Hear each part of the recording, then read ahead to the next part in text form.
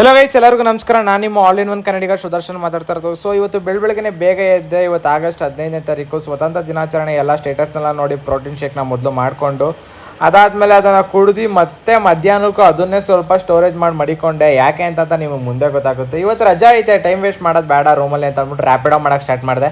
ಬೆಳಗ್ಗೆ 9 ಗಂಟೆಯಿಂದ ಹಿಡಿದು ಮಧ್ಯಾಹ್ನನೂ ಮಾಡಿ ಸಾಯಂಕಾಲ ಒಂದು 4 ಗಂಟೆ ಗಂಟನೂ ಕೂಡ ಮಾಡಿದೆ. ಬರ್ಬೇಕಾದ್ರೆ ಇದನ್ನು ನೋಡಿದೆ, ಡೋಂಟ್ ಗಾಬ್ರಿ ಟೇಕ್ ಧೈರ್ಯ ಅಂತ ಮೋಟಿವೇಟ್ ಆಗಿ. ಅದಾದಮೇಲೆ ರೂಮಿಗೆ ಬಂದಮೇಲೆ ನನ್ನ ಫ್ರೆಂಡು ಆಗಸ್ಟ್ 15ನೇ ತಾರೀಕೇನೋ ಆಫರ್ ಇದೆ ಅಂತ ಅಂದ್ಬಿಟ್ಟು ತಿನ್ನೋಕ್ಕಂತ ಕರ್ಕೊಂಡೋದ. ಸರಿ ಆಯಿತು ಅಂತ ಅಂದ್ಬಿಟ್ಟು ಆರ್ಡ್ರ್ ಮಾಡ್ದೋ. ಆಫರ್ ಇರೋ ಕಾರಣ ನಾವು ಜಾಸ್ತಿನೇ ಆರ್ಡ್ರ್ ಮಾಡ್ದೋ. ನಮ್ಮ ಆರ್ಡ್ರ್ ನೋಡಿ ಇರೋ ಬರೋರೆಲ್ಲ ಸುತ್ತ ತಿರುಗಿ ನೋಡ್ತಾನೆ ಇದ್ರು.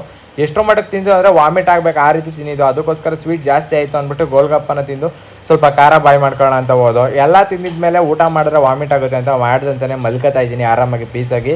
ಸೊ ಟಾಟಾ ಬಾಯ್ ಬಾಯ್. ಇಷ್ಟ ಆಗಿದ್ರೆ ಸಬ್ಸ್ಕ್ರೈಬ್ ಮಾಡ್ಕೊಳ್ಳಿ, ಫಾಲೋ ಮಾಡಿ. ಬಾಯ್ ಬಾಯ್, ಟಾಟಾ.